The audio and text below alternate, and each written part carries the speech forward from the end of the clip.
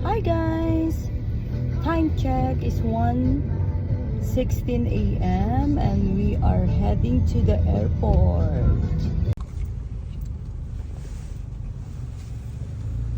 We stop at the McDonald's first to buy coffee. Hi, welcome to McDonald's. My name is Tasha. You collecting your...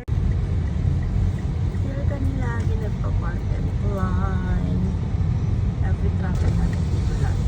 Suki-suki na kami nito. Airport na kami. Waiting. Pero ang jowa, tulog pa. Wala kasi ang tulog. Tumiretso na kami dito kasi galing siya sa work. Papasok na kami ng airplane. Kami na lang pala yung natitira. Kaya na yung nawala, nihintay nila kami. Touchdown na kami, Toronto.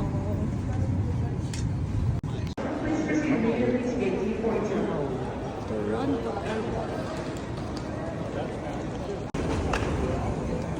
Claiming my stuff. Chinek-in na nila yan kahit maliit. Next time daw may bayad na. Nagbigyan lang kami ngayon. Nag-train pa kami. Tapos sa Terminal 3. Atras na yung takbo ng train. Atras yung takbo ng train namin. Nakahilo. Mainit na guys dito sa Toronto.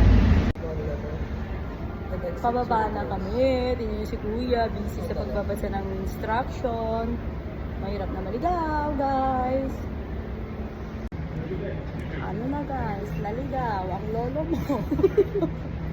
Alam niyo ba, nahulog na nga ang kanyang maleta, naligaw pa. Ayun na, nandiyan yung train namin. Ayan, sasakay kami ulit ng train.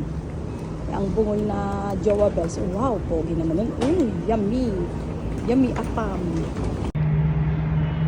Guys, kala ko hindi malamig. Napakalamig pala. Ay! Hindi ako naka-winter jacket. Naka-ano lang ako. Hinihintay namin yung shuttle namin.